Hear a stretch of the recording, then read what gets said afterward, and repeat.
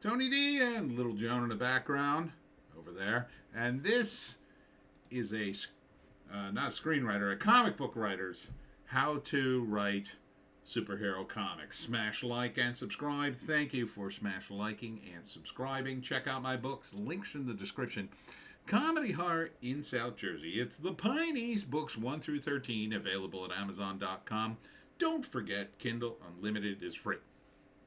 Now, I'm not going to talk so much about the formatting. I covered that on other videos. I don't know. It's been a while since I did some tips, so this is a writing tip for doing a superhero comic. I may have done this one before or something similar. It's been a while, but I want to talk about the story more so than the format. But this is Game Master Lisa, a story I did for the Bart Simpson comic back in the day, and it's pretty straightforward in terms of the formatting. And you want to format things, and a lot of it is format, by page, and then each page is broken up into panels. The rule of thumb I used to use is about 5 panels a page, once in a while coming up short, once in a while adding another one, depending on the flow of the action. And you want to save probably at least one splash page, maybe more. It depends on your story. It depends on how many pages it is. It depends on if you're scripting an issue or a graphic novel. A lot of you should be doing graphic novels. I know it's longer, but they have a better shelf life. You know, trying to launch into the floppies these days is a mess. I would say stick with a graphic novel, probably somewhere on the order of 48 pages, something like that.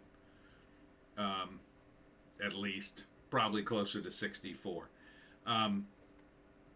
So assuming you got all that, assuming you know how to format page by page, panel to panel, trying not to break up the action too much between the pages, being aware of when you open a page, which pages will be facing each other, right? So like if you have an action sequence and it's going to be about 2 pages, it's often good to have them both kind of in a spread like this, so you can see the action. So you're like following it, boom, boom, boom, boom, boom, boom, boom, boom, boom, boom, and then like that.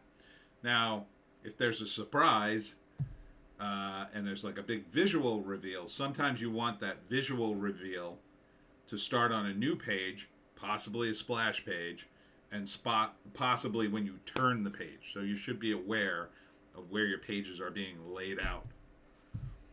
And typically in an indie comic, page 1 won't be on the inside of the cover.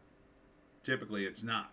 Depends on how you're formatting it. Usually what happens on the inside cover of a comic book, the inside cover is errata, right? Or it's blank.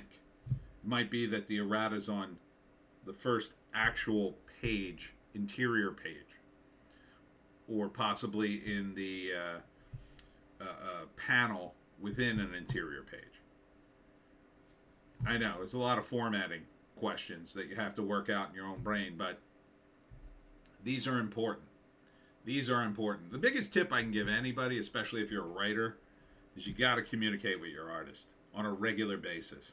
You should check in with them. Don't just think, well, I'm paying this guy, he's going to do all the work. No, do not do that. Because artists, they're creative people. They can get flighty. They can go off on tangents. They could decide for themselves, depending on the artist. Now, I've worked with various different artists, but some artists, they can be like, I'm going off on my own, man. Oh, I came up with a completely different thing, but you're gonna love it. Yeah, you don't want to be in that situation where you haven't checked in 3 months and then he's drawn a book for you that is unpublishable. So you need to be checking in on a regular basis with your artist, making sure, especially in the beginning with a new artist, you have to, every page, you should look over the moment it comes in. The moment it comes in, you should look at it and go, like if you've been working with a guy for a while, like I have with the Webcomic Factory, Like, I know my guys are solid. I can just give them stuff and they'll just figure it out. Even if I'm not super detailed, yeah, they'll get it. You know, I give Vig Star Max stuff for Tales from the Pizza all the time. Sometimes I'm barely describing the background. He'll fill it in. I totally trust him to do that. He understands the characters. He's been doing it a while. You know, so when you have a relationship like that with an artist, you're fine. But a lot of you will be working with new artists or guys who haven't done a lot of comics. You have to sit on them, as I say.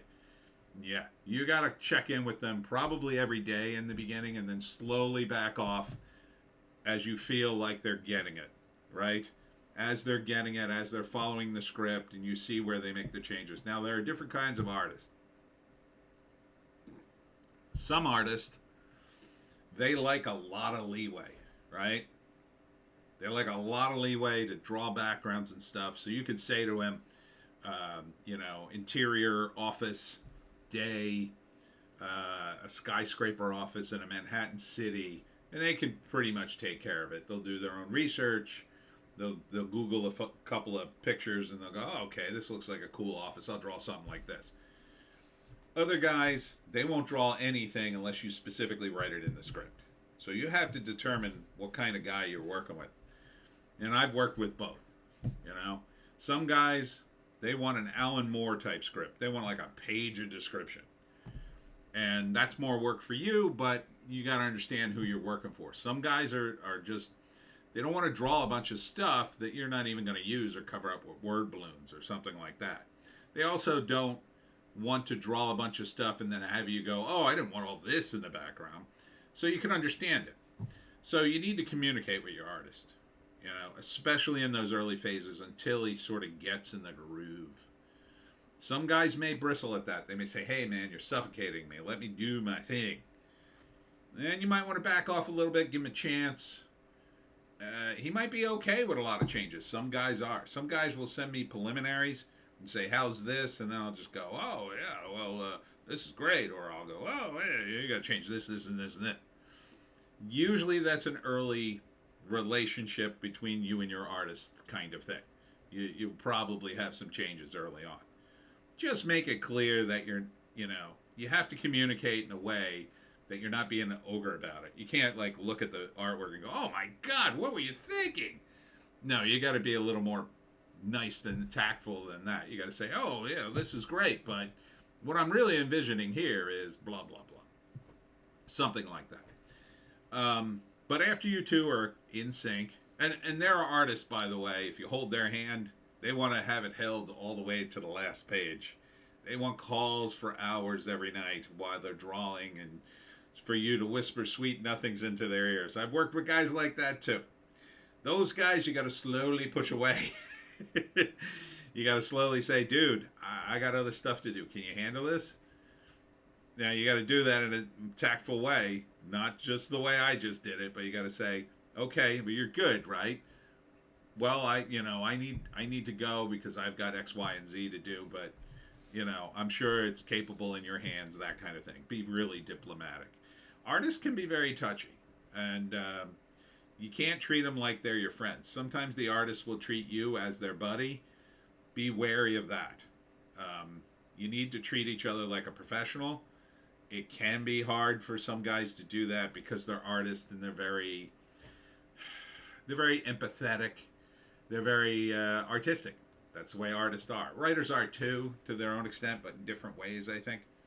So anyhow, all that, you got a handle on all that, and I've talked about that in other videos.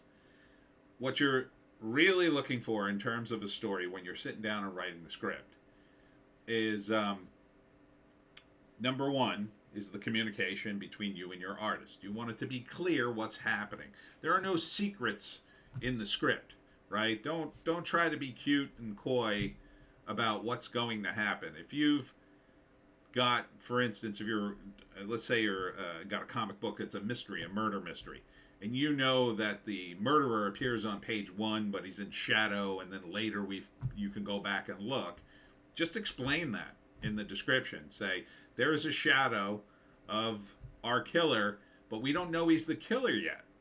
We can't see the weapon. We can see him in shadow, but he has the distinctive bowler, which will later come into play. Blah, blah, blah. Something like that.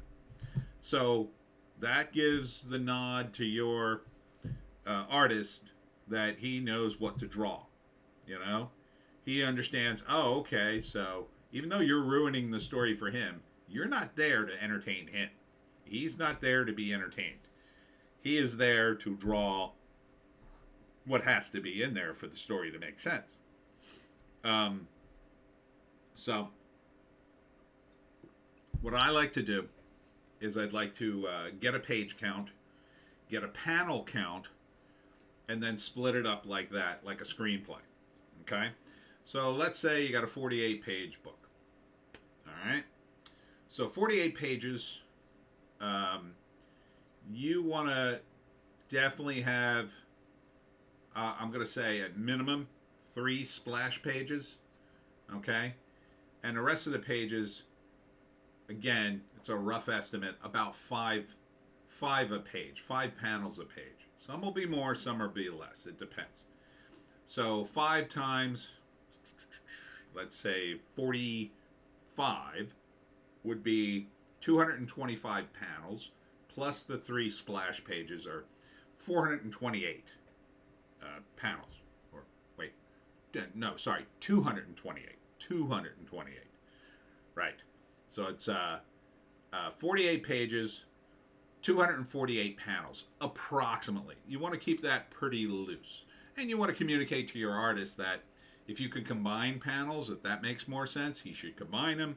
And if he has to split panels and extend it, he should split them.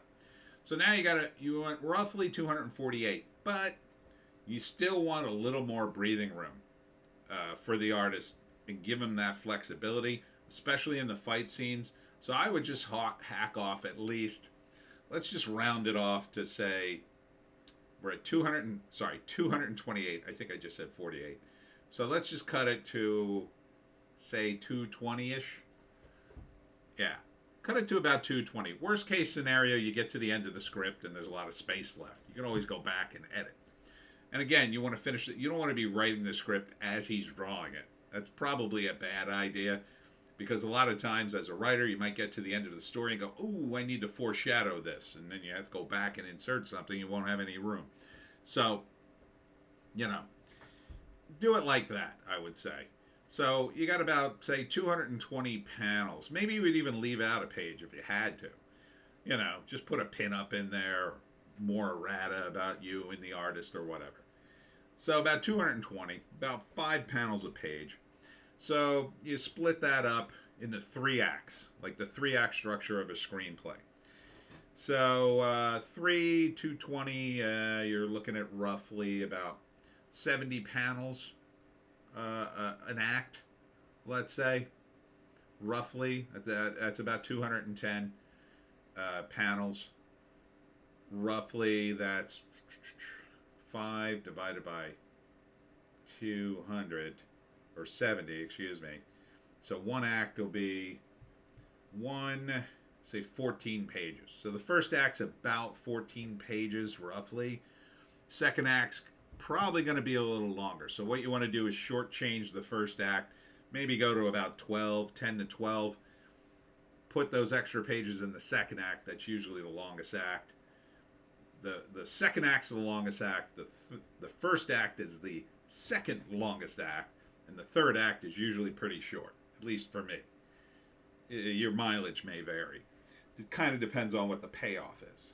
In a superhero comic, it's going to be a lot of action. And that's where you use up a ton of panels. So be aware, when the action starts, man, the pages go fast. So, first act, what do you want to establish? Well, you want to establish the characters. It's a superhero character. You want to establish his powers, at least to some degree. And what the obstacle is, usually the villain, whomever, right? So, if you have a character like Spider-Man, one of his villains is Mysterio, and you might go with him.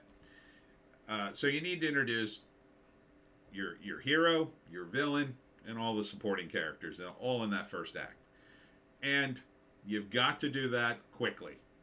You've only got about 12 pages to do this, 10 to 12 pages, roughly, 50 panels, 50 to 60 panels.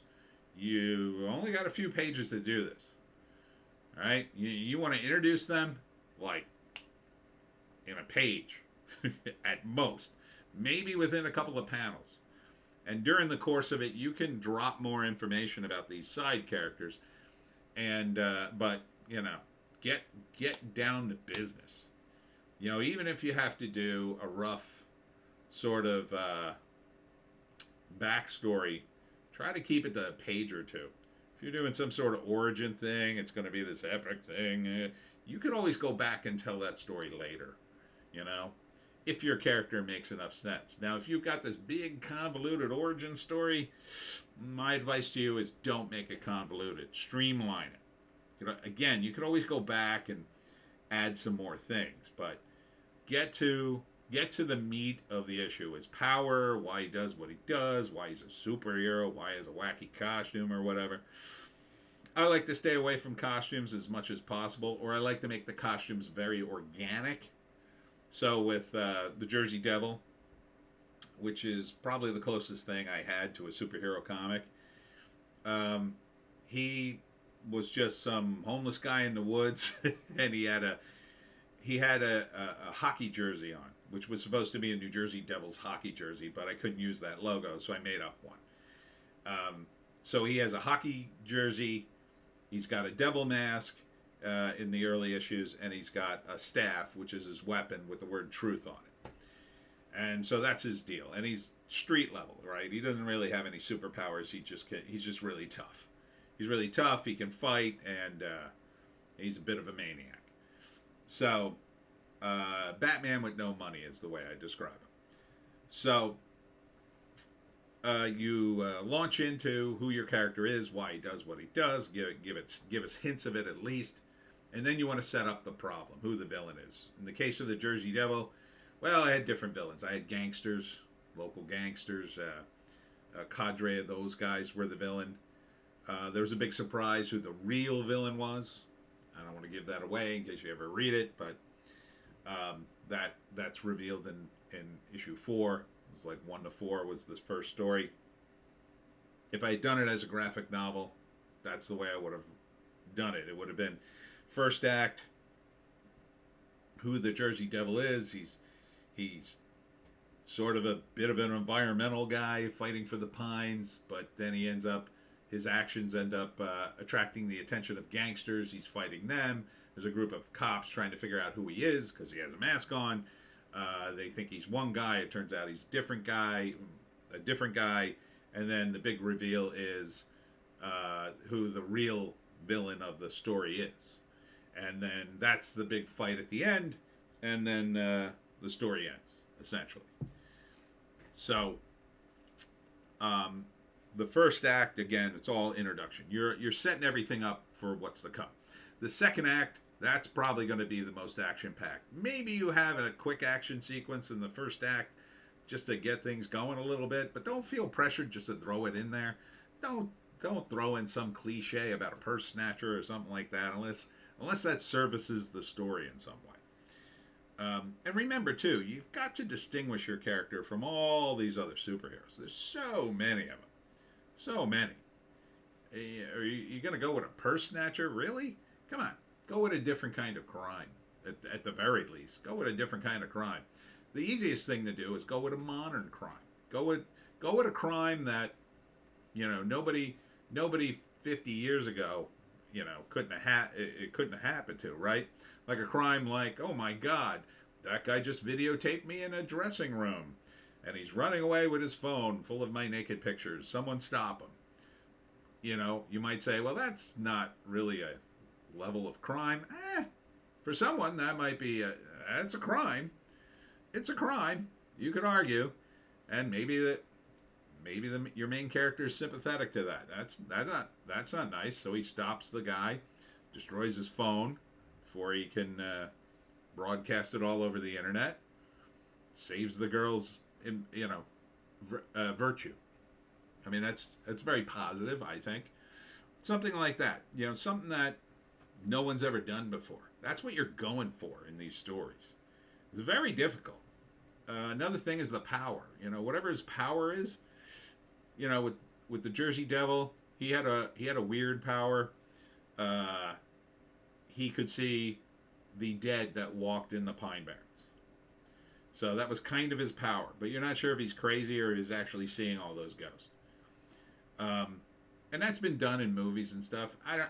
Has it been done in comics? Probably Dead Man could do that, and a few others. So I mean, you want to do it, but it went with the Jersey Devil character, the whole creepiness of it, and the Pine Barrens, and the history. It was a good avenue towards that. So you want to go with a power like that.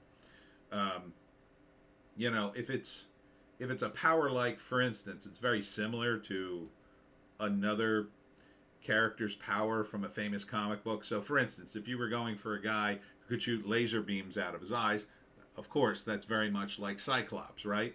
So what you'd have to do is somehow distinguish that from Cyclops. So how could you do that? Well, the easiest way would be to look at Cyclops and say, well, he needs a special visor to control his eye beams. My guy doesn't need that. He can just do it. There you go. You already got a world of difference. He doesn't have to wear a wacky visor all the time. Maybe he can only do it at certain times of the day. Maybe he can only do it once a day. Something like that. It drains him of energy or whatever. Whatever you have, even a little bit of difference makes a difference. So, yeah. Do something different with the character. And take it to its logical extreme, right?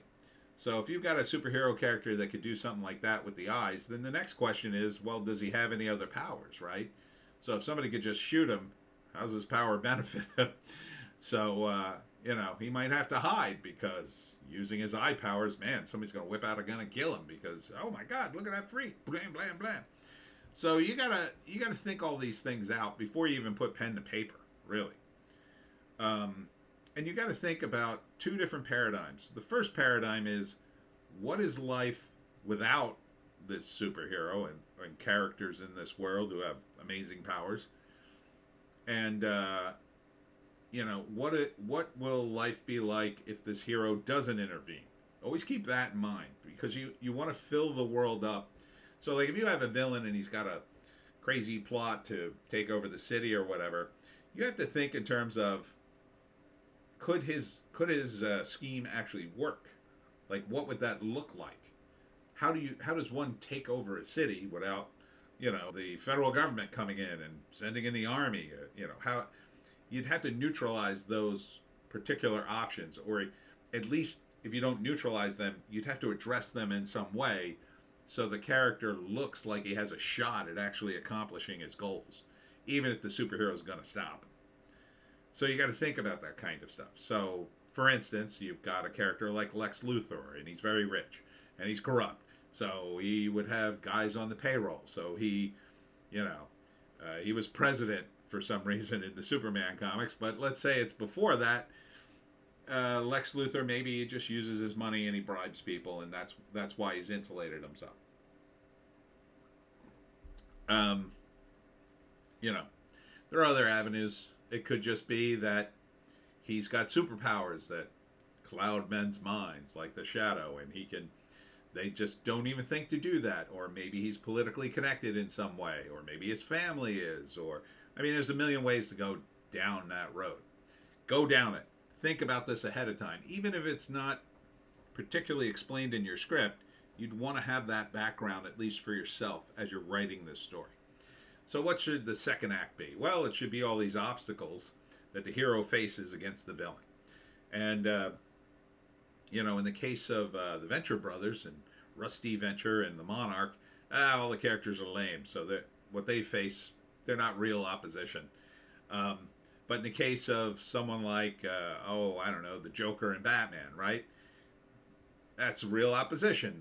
The Joker isn't a martial artist or anything, but he's crazy and he kills people, and Batman doesn't kill people. So, or at least he didn't in recent history. So you got to figure out, why these guys are at each other, and what's going to happen. How's this going to work? And if you're going to up the ante, for instance, and you look at the Batman Joker dynamic and you said, that's stupid, he should just kill him.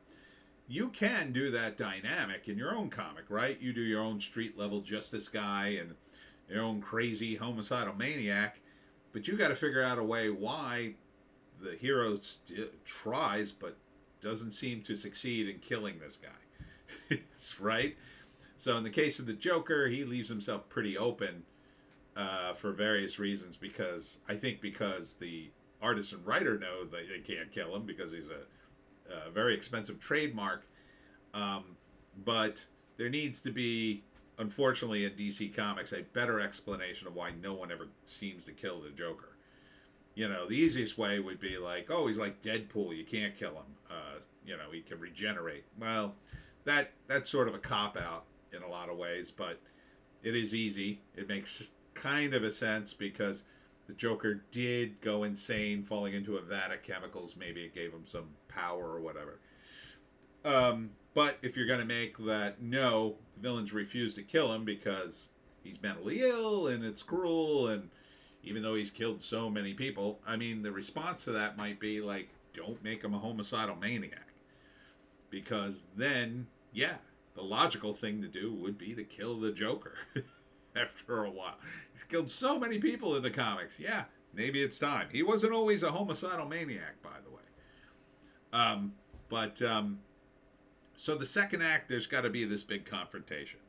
And ideally, the confrontation needs to be somewhat personal at some level. Now, it doesn't have to be that the two characters even really knew each other when in the past, although that's the easy way to do it, right?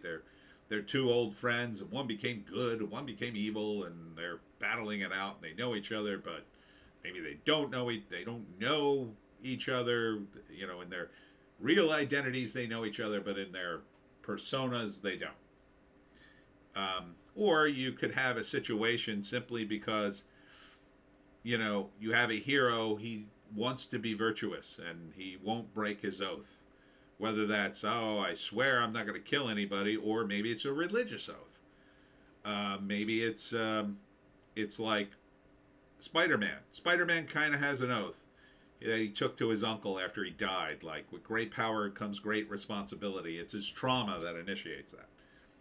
Batman's is a little different. He sort of wants to just help everybody because he has survivor's guilt. It's not quite the same. I think Spider-Man's is more virtuous, and Batman's is a little more trauma-based. He's sort of forced into it by his own mental reckoning. But you got to decide what that's going to be. And what you want to do is you want to put your hero in the worst possible positions, right? You want to, so if it's going to be like this moral battle, like maybe the villain forces him into moral choices that have bad outcomes, like the old choice of do you stop the train from running over one person or 5 people, like that kind of choice. And then you want the hero to succeed in saving all the people somehow. You really don't want to kill the one person when he flips the switch. You really don't want him to kill the one person. You want him to still somehow save the other person. You want every character, every hero anyway. Maybe they make a sacrifice, but I like to think of all the heroes just like Captain Kirk. Like Captain Kirk beat the Kobayashi Maru, which was a simulation that all the Starfleet cadets went through. And it's a lose. The whole purpose was it was a losing situation. It was to see how the cadets dealt with a hopeless situation, and instead, the Captain Kirk character snuck in, hacked the program so he could win. Like something like that. Like it has to be a total shock that he wins. Like the villain's just like, how could this be? So like a great example from old time comics is there's this scene. Back in the Steve Ditko days of Spider-Man, where he's being crushed under this tremendous weight. I think he's under the building and it's collapsed like in an elevator shaft or something, and he has to lift the stuff off of himself, and it's just too heavy, but he still does it anyway. and he gets this burst of strength or something, and he manages to save himself, and possibly someone else, if I'm remembering. I don't think so. I think it's just him, but there's just a moment where he just summons the strength out of nowhere, and it's not his spider strength; it's his strength. It's something beyond that. It's like the Force. I've always said in many of my videos that George Lucas ruined Star Wars by ruining the Force. The Force is unknowable. It's a mystic force that surrounds everything in the universe. And so when Luke takes a leap of faith and turns off his targeting sensor in the first movie and still makes the shot, it's the Force that guides his hand. Or is it? We don't know. And that's the great thing about that movie. So you might want to put in a moment like that because it's awesome. If you can make it happen in, you got about 14, 16 pages to go. And then finally is the third act where you hit the target, right? So where the bad guy is defeated, the good guy wins. You can cut that down to usually about more like 8 to 10 pages, so you have more room for action. So, yeah, you get to the castle and Mario saves the princess kind of moment. You want to save a little room for the denouement, or the conclusion, the little post climax kind of moment where, like, Peter Parker goes back to pining for MJ, but the city is saved kind of thing.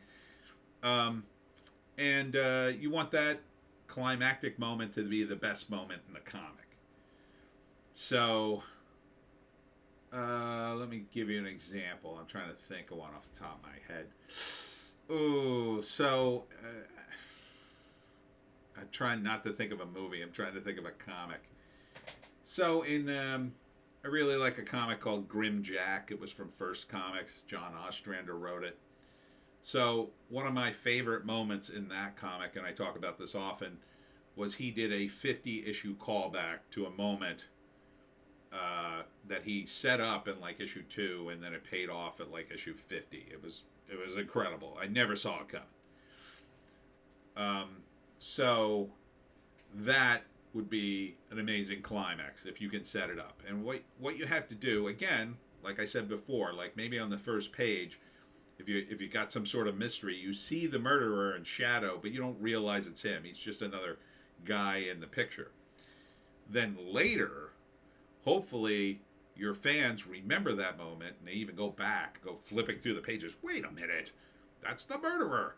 I saw him on the first page. Oh my God! And they'll think you're a genius, and you will be. In Grim Jack, what it was, I think it was like issue 2 or 3. Grim Jack, in his younger years, is fighting the demon wars in this city called Cynosure, which is the nexus of everything, every possible dimension. And during the fight, he falls into this pocket universe. It's this fantasy world. He falls in love with a girl. They heal him. And then he decides he's going to leave after he's healed up. He has to go back and rejoin the fight. They tell him to stay. Stay with us, stay with the love of your life in this wonderful fantasy world. And he says, I can't do that. I gotta finish this war. He leaves, and of course, when he comes back after the war is over, the demons they find the pocket dimension and kill everybody. So it's many issues later. He goes back in time. He revisits that pocket universe shortly after his younger version leaves, and he is there because he's going to fight the battle. He should have stayed behind and killed the demons, in other words. So he stays behind and waits for the demons to come, but he can't fight them. There's just too many of them, and they just end up killing everybody. And he ends up seeing it, and it almost drives him insane. And as he's leaving, he walks out and he meets his younger self. Well, that meeting happened in the original, like, issue 2 comic. He saw a laughing man. Like, he had set that up in issue 2. In issue 50, the laughing man turned out to be the older version of Grim Jack. So it was a great callback. So something like that, where you have this really big payoff. Um, you know, typically it's like a reveal of some kind. So a reveal could be, Luke, I am your father. A reveal could be, who's really under the mask, right? The superhero maybe he kills the villain, takes off the mask, only to realize that the villain is his brother or his wife or his son or whatever, something like that. That's a big reveal, right? Like you thought the villain was this other guy, but it turns out it's somebody he knew all along. You thought the villain was this horribly scarred person, but it turns out he had a tiny little scar. That's Doctor Doom. Stuff like that, where you get a big reveal in that third act. And then when you do the conclusion, the denouement, the fallout from all this, there should be some, so for instance, if the character had to kill his own brother to save the city, what would that do to him, right? You have to think about that. Like, does he stay and rebuild the city, or killing his own brother? That would take a mental toll on him. No, he probably hangs up the superhero suit for a while and decides, well, I'm going to go walk the earth and think about what I've done, or that's it. I'm never going to touch the superhero costume again. I'm just going to fade into obscurity, and that's the end. Something like that. Something that's cool. Do something cool. Don't do anything boring.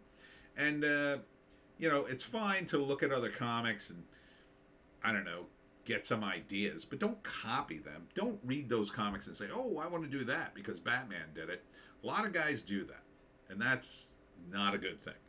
I cannot tell you how many times I worked on a mafia movie and everybody working on it just wanted to do scenes from The Godfather. It wouldn't be scenes from The Godfather, but they'd be scenes very much like The Godfather. Don't get me wrong. The Godfather's a great movie. Godfather 2 is a better movie. Godfather 3 we don't talk about.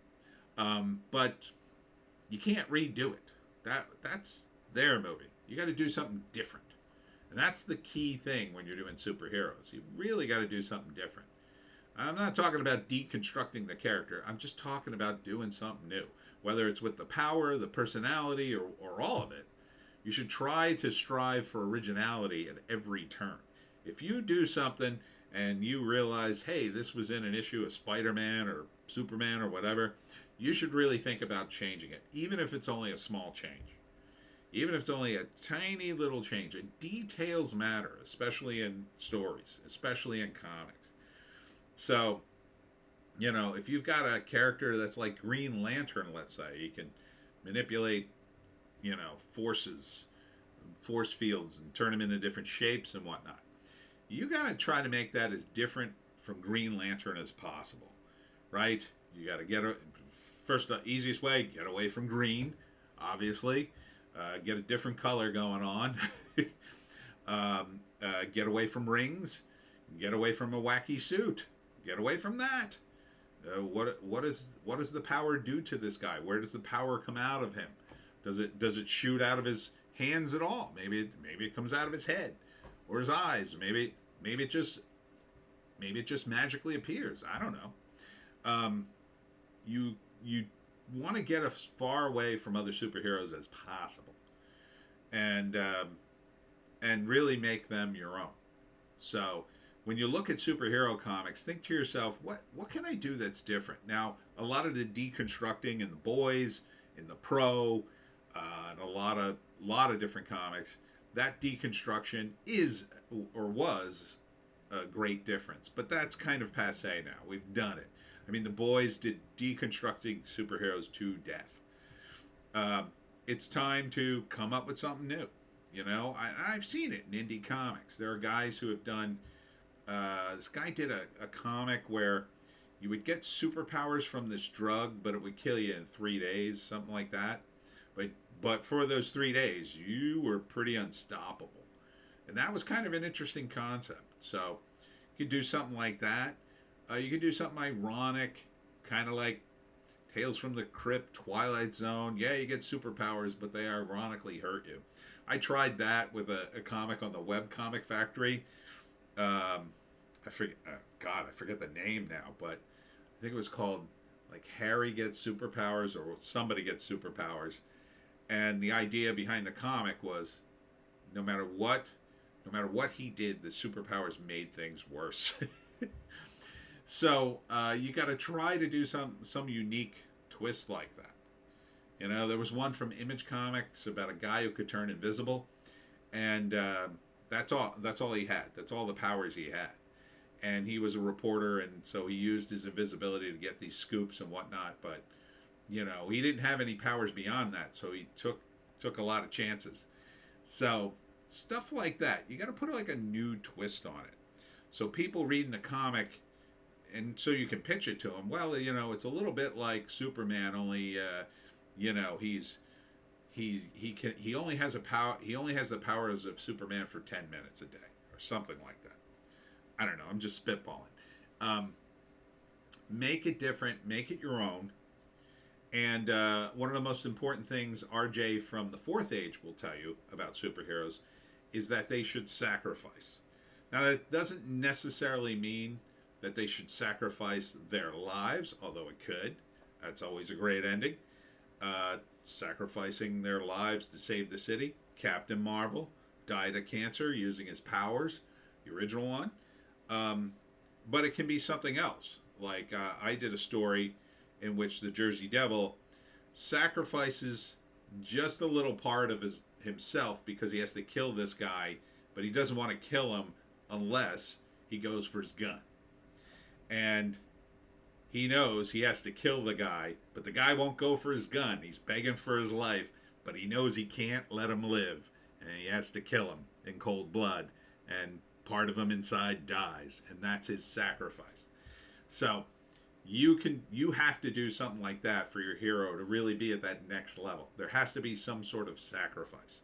Maybe it's that he goes to jail, right? That's realistic, right? It's a big fight at the end of the book.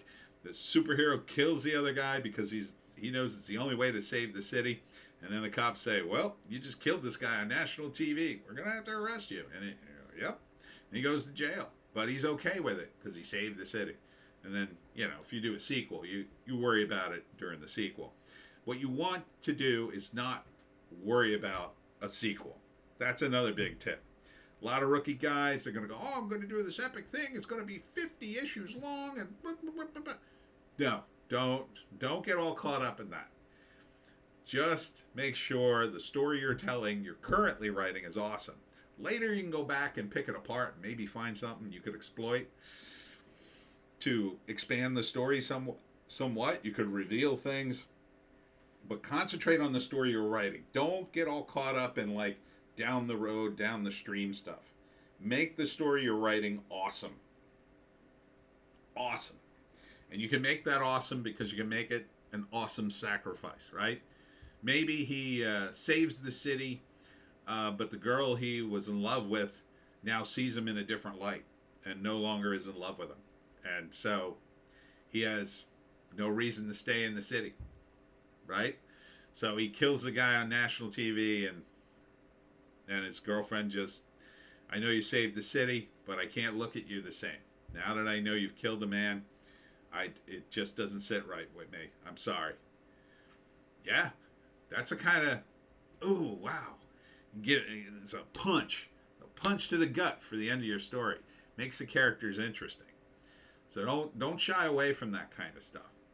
And, you know, visually, you leave that up to the artist, but you should definitely have moments in the comic that are visually interesting, right? So if you have two characters fight, you know, one of the classic examples back in the 70s was, you know, it'd be a lot of cop shows, and it would always end in a third act in an amusement park. Why?